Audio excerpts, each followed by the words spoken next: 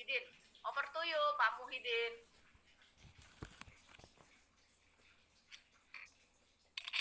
Terima kasih Bu Nining, Ibu Presiden dari IDN Global, Presiden saya, dan juga Pak Handito. Mana wajahnya Kak? Saya mau dimasukin dulu. Pak, ya silakan. Sudah Pak. Nah, ya. Mohon izin Pak Handito, Bu Nining, Bu Presiden, Bu Monik ya, dan juga para narasumber yang lain. Bapak Ibu hadirin, Bapak Ibu dosen semuanya yang hadir di webinar ini. Ya, saya Muhyiddin Umar, Pak, yaitu koordinator salah satu subbidang di IDN Global, yaitu Working Group Entrepreneurship. Dan saya juga diamanahi di chapter Brunei ini sebagai President of the Indonesia Community Association in Brunei Darussalam atau Persatuan Masyarakat Indonesia, Pak. Dan saya tinggal di Brunei sudah 12 tahun ya. Nah, di IDN Global ini saya diamanahi sebagai koordinator Working Group Entrepreneurship oleh Ibu Nining, Presiden IDN Global, di mana Working Group Entrepreneurship ini salah satu programnya, yaitu bagaimana kemudian kita bisa membantu aktivitas ekspor nasional kita itu agar bisa terus bergerak tumbuh, sekecil apapun ya. Kecil apapun kontribusi kita, dan ini sangat mungkin untuk kita bisa berperan mensinergikan antara kami sebagai diaspora ataupun masyarakat Indonesia yang tinggal di luar negeri, yang tersebar di seluruh benua, dengan Bapak Ibu semuanya yang ada di tanah air. Salah satu penjajakan awal yang sudah pernah kami lakukan pada beberapa waktu yang lalu, bersama-sama terlibat dalam program produk UMKM ya, exhibition atau bazar hybrid, yang tadi sebenarnya sudah disinggung oleh Bu Lucy ya, tapi saya akan lebih menganalisa lagi ya, yang diadakan bersama dengan pemerintah Kota Surakarta waktu itu, Pak, yaitu dengan berbagai stakeholder terkait di sana, diantaranya dari Kemendag ya, Kemenperin, OJK, pariwisata, bank, dan tentu dari diaspora, IDN Global, pemerintah daerah, dan juga kelompok UMKM, KM ya. Tentu dari keterlibatan kita di sana dari masing-masing stakeholder ya, tidaknya bisa menganalisa atau bagaimana tantangan untuk melakukan ekspor, baik sebagai pemula atau startup ataupun bagi mereka Bapak Ibu yang sudah berjalan ekspornya. Contoh dari sisi kita ya sendiri di IDN Global, ya, teman-teman diaspora minimal kita bisa mengetahui, Pak, ya, di antaranya kita bisa mengcompare ya nilai barang tersebut atau harganya gitu ya, di-compare dengan produk yang sejenis yang ada di negara yang kita tinggali. Itu ini sangat menarik sekali ya, karena kemarin teman-teman diaspora juga membeli produknya banyak ya, termasuk saya sendiri juga mewakili ya. Ternyata produk yang datang ke Brunei contohnya itu bagus, Pak, kualitinya gitu kan. Kenapa saya bilang bagus ya, saya mengcompare dengan produk sejenis yang ada di negara yang kami tinggal dengan harga yang sama-sama itu, kualitinya memang alhamdulillah ya, datang dengan quality yang bagus. Nah, itu tentu satu advantage yang buat kita untuk bisa berkompetisi.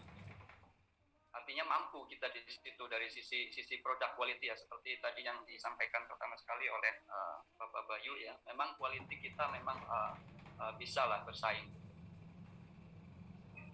Nah, yang lainnya itu contoh produk-produk apa yang bisa masuk dengan mudah dan apa yang tidak dengan mudah masuk ke negara-negara ya, di mana diaspora tinggal. Nah ini kan di setiap negara tidak sama kebijakannya Pak. Dan kita sebagai diaspora mengetahui secara detail ya, di mana indirectly merupakan bagian dari fungsi market intelligence kan, ya. Dan ini kita bisa lakukan karena mempraktekkan langsung Pak, bukan katanya. Nah inilah salah satu poin yang added value ya buat kita sebagai di sisi diaspora. Tentu yang di tanah air juga mempunyai pengalaman yang berbeda dengan melakukan ekspor secara langsung ya, apa tantangan-tantangan pada saat barang itu keluar ya, terkait dengan regulasi ya, dan juga yang lain-lainnya terkait dengan ekspor. Sekaligus kita juga pada saat itu kita bisa sharing ya, business matching ya, produk dari negara di mana para diaspora tinggal. Contoh di Brunei, fashion Indonesia ini orang Brunei Pak, itu sangat menyukai Pak. Ya, terus terang ya. Saya beberapa kali melakukan survei secara verbal ya kepada Bruneian atau masyarakat Brunei, itu mereka lebih banyak, bahkan tidak saya tanya, mereka tanya ya kan, bagaimana bisa mendatangkan produk fashion atau baju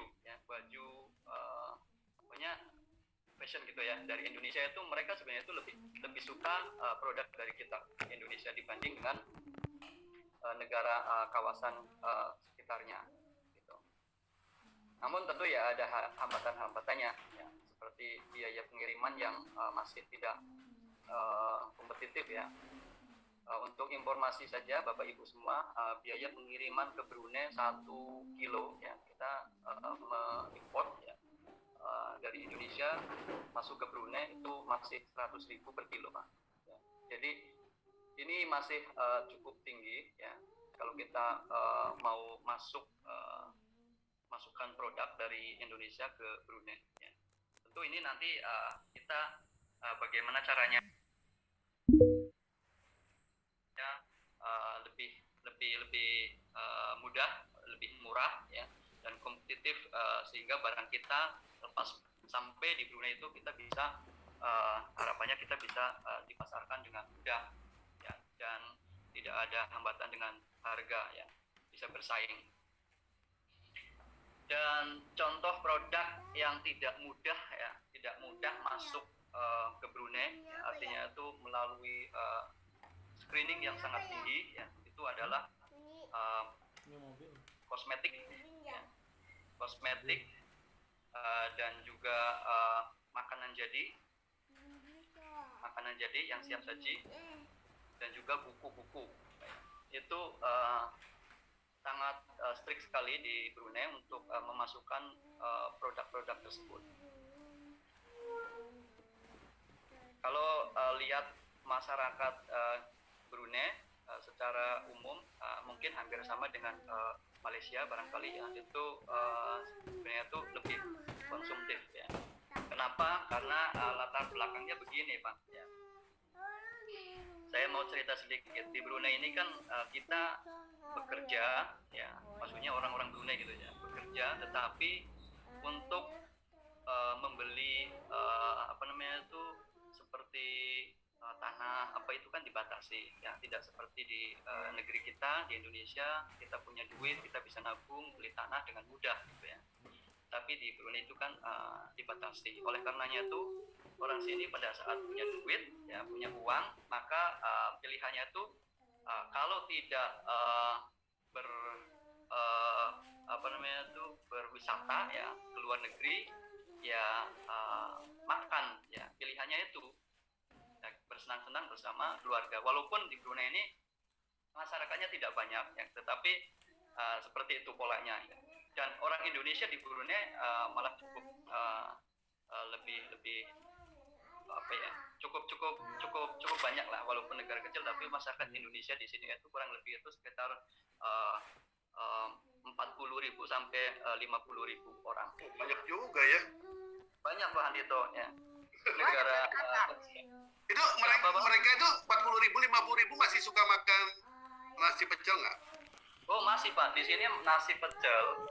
Saya mau sedikit ke ini ya, ke apa namanya itu kuliner, bahwa pengelola restoran orang Indonesia di sini itu cukup banyak Pak, dan cukup artinya cukup menjanjikan, laris gitu ya. Bahkan ada yang kelasnya sudah menengah ke atas. Kemudian keterlibatan dari teman-teman diaspora diantaranya yang bergerak di bidang jasa forwarding di sini juga lumayan tinggi Pak ya. Pada saat sekarang travel agent ya, yang dikelola oleh orang Indonesia di sini, diaspora Indonesia itu ini sangat bagus sekali. Bahkan ini sebagai satu solusi untuk pada saat kita itu mengirimkan barang ke Brunei melalui jalur katakanlah pos gitu ya. Itu kalau mengalami kendala bisa langsung direct ke sini, ini akan lebih cepat. Jadi Gimana? Sebentar, ini perlu diperjelas nih karena minggu depan ada peresmian program mulai ekspor melalui pos. Gimana Pak? Diperjelas. Jadi gini Pak, kalau mengirim barang melalui pos, barang kita itu kan masuknya itu ke bea cukai Pak ya, melalui bea cukai, di mana di situ itu tidak ada pendampingan. Artinya kita sebagai orang yang mengimport barang itu, kita harus berhadapan langsung dengan bea cukai, pihak bea cukai atau pihak pos sana Pak. Ya. Di sana kita akan ditanya-tanya, cek satu-satu barangnya itu isinya apa, apa itu, kalau makanan izinnya itu seperti apa, terus apa ingredientnya itu seperti apa. Jadi agak ribet Pak. Tetapi pada saat forwarding company, syarikat company atau apa namanya itu perusahaan forwarding itu dimainkan oleh teman-teman kita diaspora Indonesia yang ada di Brunei ya. Kita bisa mengirimnya itu langsung ke mereka, itu barangnya itu mereka yang handle gitu Pak. Mereka yang menghandle, jadi lebih cepat gitu. Iya. Nah itu maksudnya itu adalah salah satu opsi bagaimana kita itu bisa mendatangkan barang.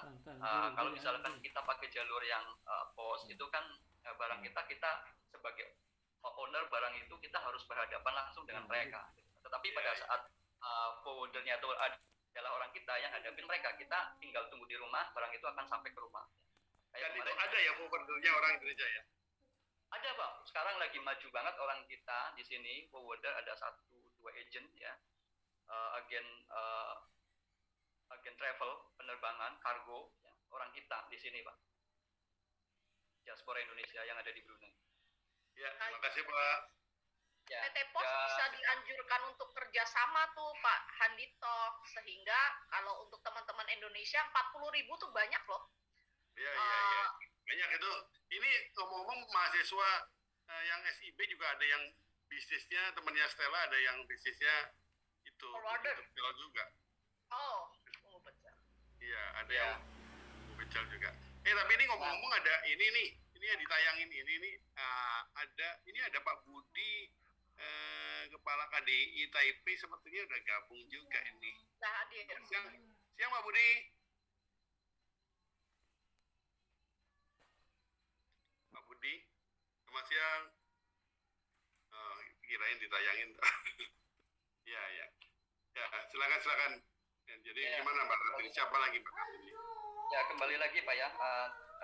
Kalau misalkan kita mau menggiatkan lagi ekspor ke Brunei ya, kebetulan atas perekonomian ya, kita yang di KBRI juga sedang giat-giatnya untuk melaksanakan atau mendukung program ini Pak ya. Beberapa kali kita diaspora yang ada di Brunei kita diajak untuk support ke program mereka ya. Dan ini adalah kesempatan sekali, tapi yaitu ya kita harus menjaga kualitinya ya, karena ini adalah satu kewajiban ya, keharusan.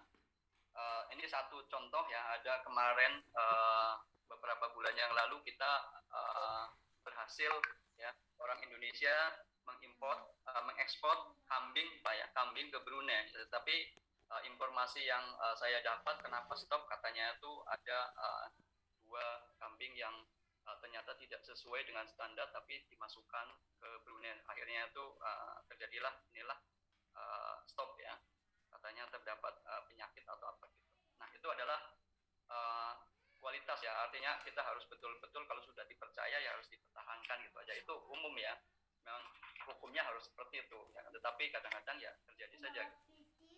Nah dari kerangka atau poin-poin tersebut kita sedang coba untuk menjahit Pak ya satu program yang bermanfaat untuk kita diaspora dan juga para entrepreneurship ya, atau calon-calon eksportir di tanah air ya. Harapannya kita bisa bekerjasama dengan beberapa pihak ya juga yang terkait yang di Indonesia di daerah-daerah ya.